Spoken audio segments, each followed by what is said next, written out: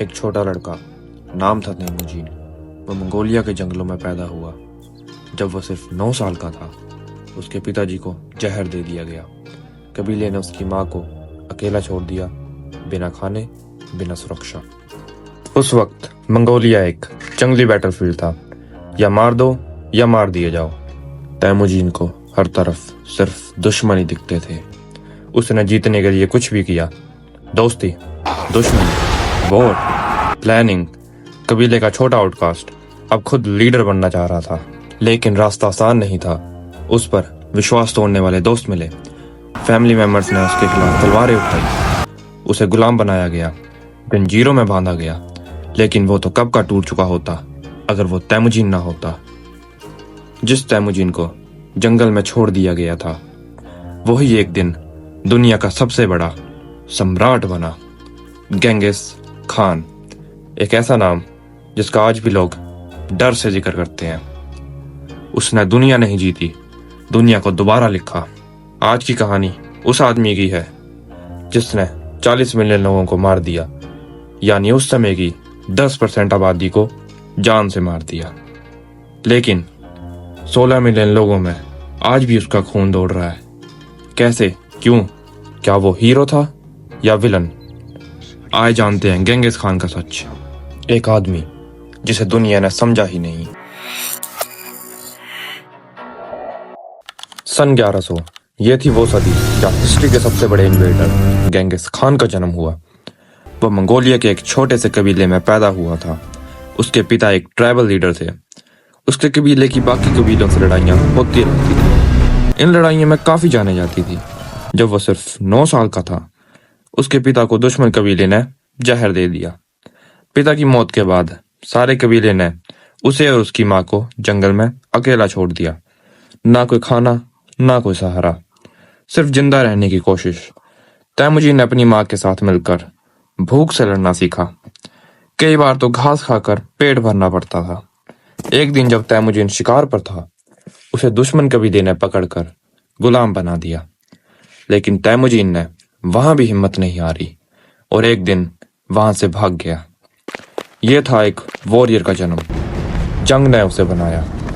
तैमुजीन ने सीख लिया था, जिंदगी एक जंग है और हर जंग जीतने के लिए या तो स्ट्रेटजी चाहिए या सैवेजरी, और उसके पास दोनों थे। जब तैमुजीन थोड़ा बड़ा हुआ तो उसने सबसे पहले दोस्तों का एक ग्रुप बनाया। वो लोग जो कभी स्लेव थे या छोटी ट्राइब्स के मेंबर थे। तैमुजीन ने उन्हें एक पर्पस दिया और तभी उसका एक भाई जैसा दोस्त बना, जमुखा। लेकिन वक्त ने दिखाया कि दोस्ती कभी कभी सबसे बड़ी दुश्मनी में बदल जाती है। उस वक्त मंगोल सोसाइटी में पावर लेगेसी से मिलती थी, यानी राजा का बेटा ही राजा बनेगा। लेकिन तैमुजीन ने सिस्टम को तोड़ दिया। उसने कहा, जो काबिल होगा वही आगे आएगा। उसकी इसी सोच से लोग अट्रैक्ट होने लगे। उसने हर कास्ट और ट्राइब के लोगों को वेलकम किया, चाहे वो स्लेव हो या छोटी ट्राइब के सरदार हों। तैमुजीन बना एक मैग्नेट और मंगोल ट्राइब्स एक एक करके उसके पीछे खड़े होने लगे। पर जब पावर बढ़ती है तो बढ़ता है ऑपोजिशन। जमुखा, जो कभी उसका भाई था, अब सबसे बड़ा राइवल बन गया। दोनों ने 1187 में लड़ाई की। तैमुजीन हारा और उसके 70 लोगों को जिंदा उबाल दिया गया। लेकिन तैमुजीन ने हार नहीं मानी। उसने सीखा और वापस आया, ज्यादा स्ट्रॉन्ग, ज्यादा स्मार्ट। आखिरकार 1206 में मंगोल के सारे बड़े ट्राइबल लीडर एक जगह जमा हुए। वहां सभी ने तैमुजीन को एक नया नाम दिया, गेंगिस खान, यानी यूनिवर्सल रूलर। एक ऐसा आदमी जिसने सब कुछ खुद बनाया, जिसने मंगोल ट्राइब्स को एक बनाया। यह था एक नए युग का आरंभ। अब गेंगिस खान सिर्फ एक आदमी नहीं था, वो था एक आंधी। और दुनिया को अभी अंदाजा नहीं था कि ये आंधी हर एम्पायर को उखाड़ कर रख देगी। अब गेंगिस खान पूरे मंगोल ट्राइब का लीडर बन चुका था, लेकिन उसकी भूख अभी सिर्फ शुरू ही हुई थी। उसका मिशन था दुनिया को झुकाना और पहला निशाना था चाइना। सबसे पहले उसने अटैक किया वेस्टर्न जिया डायनेस्टी पर, एक छोटी मगर रिच चाइनीज स्टेट। वो लोग समझते थे कि मंगोल्स जंगल के लोग हैं, लेकिन गेंगिस ने उनका घमंड तोड़ दिया। उसने हर एंगल से अटैक किया, open field, siege, psychological warfare, और अब जिया डायनेस्टी ने सरेंडर किया तो गेंगिस ने उन्हें माफ भी कर दिया। क्यों? क्योंकि वो समझदार था, आगे के लिए रिसोर्सेज भी चाहिए थे। अब अगली टारगेट बनी जिन डायनेस्टी। जिन लोगों के पास थी एक वेल ट्रेन्ड आर्मी और बड़ी सिटीज, लेकिन मंगोल्स के पास थी स्पीड, कोऑर्डिनेशन और गेंगिस खान का दिमाग। हर सिटी में लोग पहले से ही हार मान जाते थे। उन्हें पता था अगर सरेंडर नहीं किया तो पूरा शहर खाक हो जाएगा। गेंगिस खान ने एक नई टेक्निक बनाई, टेरर एज अ वेपन। एक सिटी को बर्बाद करो, दूसरी सिटीज खुद ब खुद हार मान जाएंगी। लोग कहने लगे गेंगिस के रास्ते में मत आओ, वरना नाम भी नहीं बचेगा। और यही था गेंगिस का असली मैजिक, दुश्मन के दिल में डर बिठाना।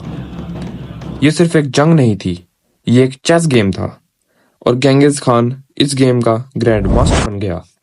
जीजिया और जिन डायनेस्टी के बाद गेंगिस ने पूरा नॉर्थ चाइना अपने कब्जे में ले लिया, और ये सिर्फ शुरुआत थी, असली स्टॉर्म तो अभी आना बाकी था। अब तक गेंगिस खान ईस्ट यानी चाइना को झुका चुका था, लेकिन उसकी नजर अब वेस्ट पर थी, एक एम्पायर जो पावरफुल भी था और ओवर कॉन्फिडेंट भी, ख्वारिज़्म एम्पायर। सबसे पहले गेंगिस खान ने पीस के साथ हाथ बढ़ाया, अपने ट्रेडर्स को भेजा, पर ख्वारिज़्म के सुल्तान ने गेंगिस के 500 ट्रेडर्स को स्पाई कहकर मार दिया। और जब गेंगिस ने एक डिप्लोमेट भेजा समझौते के लिए, तो सुल्तान ने उसका भी सर काटकर वापस भेज दिया। गलती हो गई थी।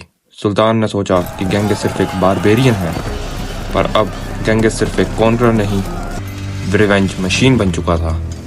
1220 में गेंगिस ने अपनी सबसे बड़ी आर्मी रेडी की, 2 लाख से ज्यादा सोल्जर्स। टारगेट ख्वारिज़्म का हर शहर, हर बस्ती, हर फोर्ट।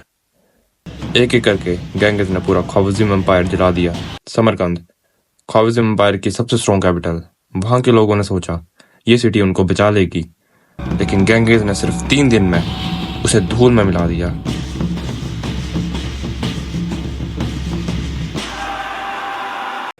किसी को नहीं छोड़ा गया, स्कॉलर्स, सोल्जर्स, सिविलियंस, सबको एक ही लेवल पे ला दिया।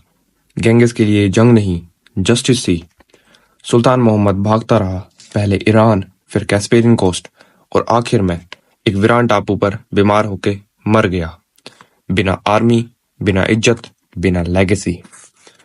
गेंगिस ने सिर्फ एक अंपायर नहीं तोड़ा, उसने दुनिया को दिखाया अगर तुम ट्रस्ट तोड़ोगे तो गेंगिस खान तुम्हें तोड़ देगा।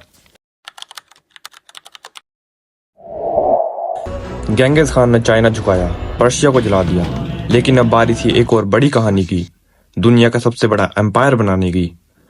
गेंगिस खान की आर्मी एक मशीन बन चुकी थी, हर सोल्जर ट्रेंड, हर अटैक टाइम, हर सोल्जर के पास अपने हॉर्सेस, वेपन्स और ऑर्डर क्लियर होते।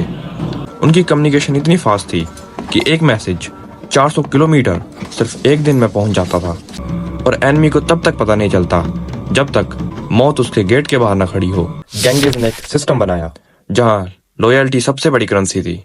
अगर तुम लॉयल हो, चाहे तुम स्लेव हो या फार्मर, तुम्हें रिवॉर्ड मिलेगा, और अगर तुम बिट्रे करोगे तो सिर्फ एक ही रिवॉर्ड, मौत। वो सिर्फ फाइटर नहीं था, वो एक विजनरी था। उसने लॉज बनाए, यासा नाम का एक कोड कनेक्ट किया, उसने ट्रेड रूट सिक्योर किए, रिलीजियस फ्रीडम दी, हिंदू, मुस्लिम, बुद्धिस्ट सब इक्वल थे उसकी नजर में। उसके बाद उसके जनरल और बेटे यूरोप से लेकर बगदाद तक तूफान की तरह छाए। रशिया, हंगरी, पोलैंड सब मंगोलिया फायर से जल गए, और एक टाइम पे दुनिया का सबसे बड़ा कनेक्टेड एम्पायर था मंगोल एम्पायर। और सबसे इंटरेस्टिंग फैक्ट, आज के जमाने में दुनिया के 200 में से एक आदमी में गेंगिस खान का खून दौड़ रहा है। वो सिर्फ एक वॉरियर नहीं था, वो एक नाम था जो टाइम के पार जिंदा रहा। एक ऐसा आदमी जिसने दुनिया का सबसे बड़ा एम्पायर बनाया। लेकिन हर कहानी का एक आखिरी पेज होता है, और गेंगिस खान की कहानी का आखिरी पेज एक रहस्य बन गया। 1227 में गेंगिस खान अब 60 के पार था, लेकिन रुकना उसकी नेचर में नहीं था। उसने जीजिया पर दोबारा अटैक किया, उन लोगों पर जिन्होंने उसकी अथॉरिटी चैलेंज की थी। इसी कैंपेन के दौरान कुछ हिस्टोरियंस कहते हैं उसे घोड़े से गिरकर चोट लगी, कुछ कहते हैं एक चाइनीज प्रिंसेस ने उसे जहर दे दिया और कुछ बस चुप है, क्योंकि सही सच किसी के सामने कभी आया ही नहीं। गेंगिस खान की मौत को एक टॉप सीक्रेट बनाया गया। उनकी आर्मी को लगा अगर दुश्मन को पता चला कि उनका लीडर मर गया है तो वो हमला करेंगे। सिर्फ कुछ ही लोगों को पता चला और उन सब लोगों ने कसम खाई ये बात कभी बाहर नहीं जाएगी। उसकी डेड बॉडी को लेकर सोल्जर एक अननोन लोकेशन पे चले गए। कहा जाता है जिस रास्ते से वो गुजरे उन्होंने हर गवाह को मार दिया।